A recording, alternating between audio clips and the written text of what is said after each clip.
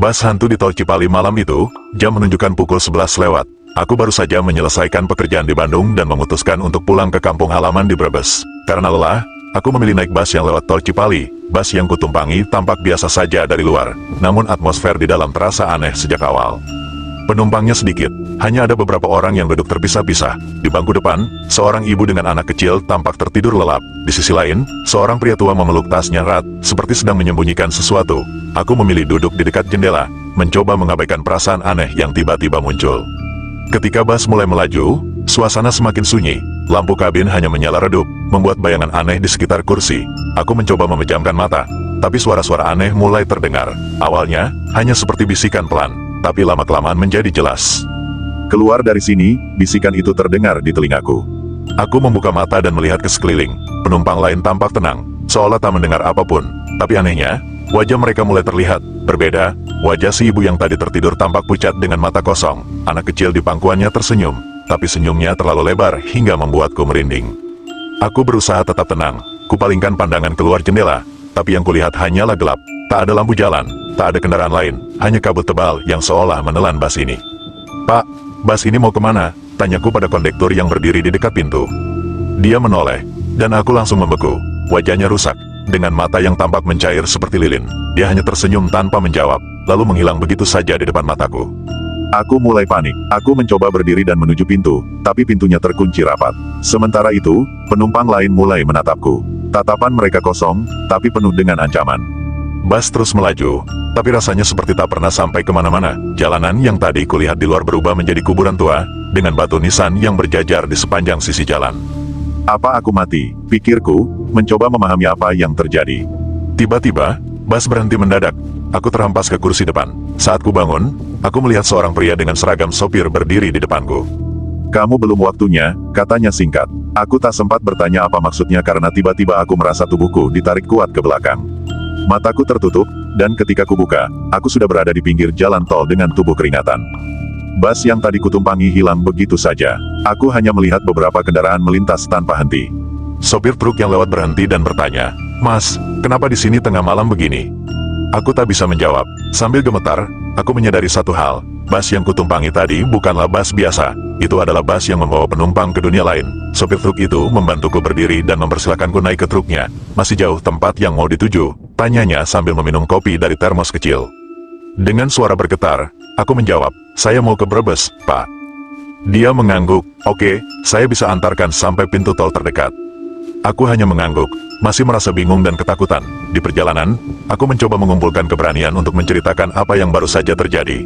Tapi mulutku terasa kaku. Aku hanya bisa memandang kosong keluar jendela. Setelah beberapa menit, sopir itu tiba-tiba bertanya, "Mas tadi naik bas apa?" Pertanyaannya membuat jantungku berdegup kencang. Aku menjawab perlahan, "Bas jurusan Bandung Brebes." Tapi, rasanya itu bukan bas biasa. Sopir itu terdiam sejenak, lalu menatapku melalui kaca spion dengan tatapan serius. "Kamu tahu nggak, Mas, tol Cipali ini sering jadi cerita orang. Banyak yang bilang pernah lihat bas hantu, bas yang nggak pernah sampai tujuan." Aku tercekat. "Jadi, itu nyata?" Dia mengangguk. "Ada banyak kisah kayak gitu. Bus-bus itu katanya bawa penumpang yang sudah mati atau mereka yang hampir mati. Kalau kamu masih hidup, biasanya mereka lepasin kamu sebelum terlambat." Pikiranku berkecamuk. Aku merasa beruntung masih bisa selamat, tapi perasaan takut dan penasaran terus menghantuiku. Bagaimana jika aku tak sempat keluar dari bas tadi? Apa yang sebenarnya terjadi di sana? Tak lama kemudian, truk berhenti di rest area kecil di pinggir tol. "Mas istirahat dulu di sini. Saya cuma bisa antar sampai sini," kata sopir itu. Aku mengucapkan terima kasih dan turun dari truk. Di rest area, aku mencoba menelepon keluargaku, tapi sinyal ponselku mendadak hilang. Anehnya, rest area itu terasa sangat sepi. Tidak ada kendaraan lain, hanya lampu-lampu redup yang membuat suasana semakin mencekam. Saat aku berjalan menuju sebuah warung kecil untuk bertanya, aku mendengar suara klakson bas dari arah jalan. Aku menoleh, dan jantungku hampir berhenti. Bas yang tadi kutumpangi melaju perlahan melewatiku. Tapi kali ini, aku bisa melihat lebih jelas. Penumpangnya bukan manusia. Wajah-wajah mereka penuh luka, dengan mata yang menatap kosong ke arahku. Di bagian belakang bas, seorang anak kecil melambai ke arahku. Itu anak kecil yang tadi duduk di pangkuan ibunya. Tapi kali ini, dia tertawa lebar, menunjukkan deretan gigi tajam yang tidak wajar. Aku hanya bisa berdiri terpaku hingga bas itu menghilang di tikungan, meninggalkan jejak kabut tebal. Sejak malam itu, aku bersumpah untuk tidak pernah lagi naik bas malam di tol Cipali. Meski selamat, bayangan penumpang bas itu terus menghantui pikiranku. Aku tidak tahu apa yang sebenarnya terjadi, Tapi satu hal yang pasti, jalan tol ini menyimpan misteri yang tidak akan pernah bisa dijelaskan dengan logika. Malam itu, setelah bas hantu menghilang, aku tetap berada di rest area. Rest area tersebut tampak semakin aneh, terlalu sepi, seperti tempat yang ditinggalkan. Hawa dingin tiba-tiba menyergap, membuat bulu kuduku meremang. Aku memutuskan untuk mencari seseorang, siapapun, agar aku bisa berbicara dan memastikan aku masih di dunia nyata. Langkahku membawa aku ke sebuah warung kecil yang lampunya berkedip-kedip. Pintu warung setengah terbuka, dan ada suara orang tua yang bersenandung lirih dari dalam. "Permisi, Bu," panggilku pelan. Seorang wanita tua muncul dari balik meja, wajahnya ramah, tapi matanya terlihat kosong, seperti sedang memandang jauh melewati tubuhku. "Mau beli apa, Nak?" tanyanya dengan suara pelan. "Ada kendaraan atau taksi yang bisa saya tumpangi ke Brebes, Bu?" tanyaku penuh harap. Wanita itu tertawa kecil, tapi tawanya terdengar aneh, seperti tawa yang dipaksakan. "Di sini nggak ada kendaraan malam-malam, Nak, tapi tunggu saja, biasanya ada bus yang lewat." "Bus," kata itu langsung membuat perutku mulas. Aku mundur selangkah, mencoba menghindari tatapan wanita itu. "Saya nggak mau naik bus lagi, Bu," kataku cepat. Wanita tua itu tiba-tiba terdiam, dan wajahnya berubah serius. "Kalau begitu, jangan terlalu lama di sini. Rest area ini bukan tempat untuk orang hidup berlama-lama." Jantungku seperti berhenti. "Apa maksudnya, Bu?" tanyaku, berusaha menahan gemetar. Dia tidak menjawab, hanya menunjuk ke arah jalan keluar rest area. "Pergi, jangan pernah lihat ke belakang, apapun yang kamu dengar."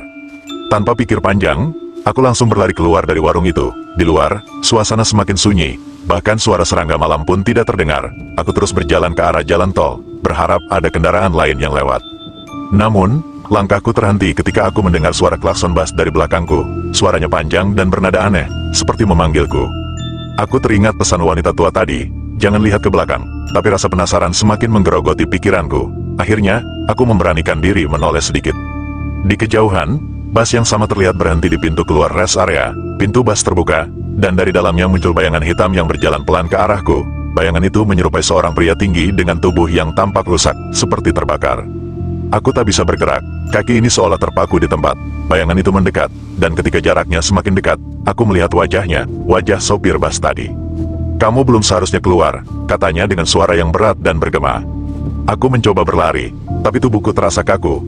Aku hanya bisa menutup mata dan berdoa dalam hati, berharap ini semua hanya mimpi buruk. Ketika aku buka mata lagi, aku sudah berada di pinggir jalan raya yang ramai. Matahari baru saja terbit, dan kendaraan-kendaraan berlalu lalang seperti biasa. Aku bingung, tapi juga lega. Apa yang barusan terjadi terasa seperti mimpi, tapi terlalu nyata untuk diabaikan. Sampai sekarang, aku tidak tahu bagaimana aku bisa keluar dari situasi itu. Namun, ada satu hal yang membuatku merinding setiap kali mengingat malam itu. Di saku jaketku, aku menemukan tiket bas lusuh bertuliskan jurusan akhirat. Setelah menemukan tiket itu, tubuhku langsung gemetar hebat. Tiket lusuh itu tampak seperti benda tua, dengan tulisan tangan yang hampir pudar. Ada tanggal keberangkatan yang tidak masuk akal, tanggal 31 Desember tahun 1999. Aku membuang tiket itu ke jalan raya dengan panik. Tapi tak lama kemudian, seorang pengendara motor berhenti di dekatku. Dia melihatku dengan tatapan heran. "Mas, kenapa buang sampah sembarangan?" katanya sambil mengambil tiket itu dari tanah. Aku terdiam, bingung bagaimana menjelaskan hal yang baru saja terjadi. Tapi sebelum aku bisa berkata apa-apa, pengendara itu memandang tiket tersebut dengan ekspresi aneh. "Bas jurusan ini kan cerita urban legend di tol Cipali," gumamnya. Aku langsung bertanya, "Cerita apa, Mas?" Dia menatapku serius. "Dulu, ada kecelakaan bas di tol Cipali. Bas itu terbakar habis, dan semua penumpangnya meninggal. Sejak itu, banyak yang bilang bas ini masih berkeliaran di malam hari, membawa penumpang yang tersesat atau yang hampir kehilangan nyawanya di tol. Tapi yang paling menyeramkan, tiket bas ini biasanya ditemukan oleh orang yang jadi target selanjutnya." Kata-katanya membuatku tercekat. Target selanjutnya, maksudnya apa? Dia menggeleng sambil mengembalikan tiket itu ke tanganku. "Saya nggak tahu pasti, tapi kalau tiket ini muncul, biasanya pertanda buruk." Aku tak mau memegang tiket itu, tapi entah kenapa tanganku seolah dipaksa untuk menggenggamnya. Pengendara motor itu segera pergi, meninggalkanku sendirian. Sepanjang perjalanan pulang ke Brebes, aku terus merasa diikuti. Setiap kali menoleh, aku melihat bayangan bas di kejauhan, seolah-olah mengawasi. Sesampainya di rumah, aku segera membakar tiket itu di halaman belakang. Tapi anehnya, tiket itu tidak terbakar habis, hanya sebagian kecil yang hangus, sisanya tetap utuh, seperti dilindungi oleh sesuatu. Malam harinya, aku bermimpi aneh. Aku berada di dalam bas yang sama, dengan penumpang yang sama. Mereka semua menatapku dengan senyum menyeramkan. Sopir bas itu berkata, "Kami akan kembali menjemputmu, di waktu yang tepat." Aku terbangun dengan tubuh basah kuyup oleh keringat. Tiket yang tadi kubakar kini tergeletak di atas meja, utuh seperti semula. Sejak malam itu, aku hidup dalam ketakutan. Setiap kali melewati tol Cipali, aku selalu merasa diawasi. Bus itu mungkin belum selesai denganku. Aku tidak tahu kapan mereka akan kembali, tapi aku yakin satu hal, waktu mereka akan tiba, cepat atau lambat. Dan tiket itu masih ada di rumahku, menunggu untuk dibawa oleh pemiliknya yang sebenarnya. Hari-hari berikutnya adalah mimpi buruk. Meski aku mencoba melupakan kejadian itu, bayangan bus hantu terus menghantuiku. Aku sering mendengar suara klakson panjang di malam hari, bahkan ketika aku sedang tidur di kamar.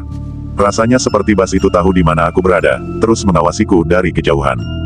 Aku sempat berkonsultasi dengan seorang dukun yang terkenal di desaku. Setelah aku menceritakan semuanya, wajahnya berubah serius. Dia memeriksa tiket bus itu, lalu berkata, "Tiket ini bukan tiket biasa. Ini tanda bahwa kamu sudah menjadi bagian dari mereka. Mereka akan datang lagi untuk menjemputmu." Jantungku serasa berhenti. Apa maksudnya? "Pak, saya nggak mau ikut mereka, saya masih ingin hidup." Dukun itu menggeleng. "Kamu sudah masuk ke dunia mereka. Biasanya, hanya ada dua cara untuk keluar dari situasi ini. Kamu serahkan tiket itu ke orang lain, atau kamu melawan mereka langsung. Tapi melawan makhluk seperti itu tidak mudah. Mereka lebih tua dan lebih kuat dari kita." Aku terdiam. Memberikan tiket itu ke orang lain, itu berarti aku harus mengutuk orang lain untuk mengalami apa yang kualami. Aku tidak tega melakukannya, tapi melawan mereka juga terdengar mustahil.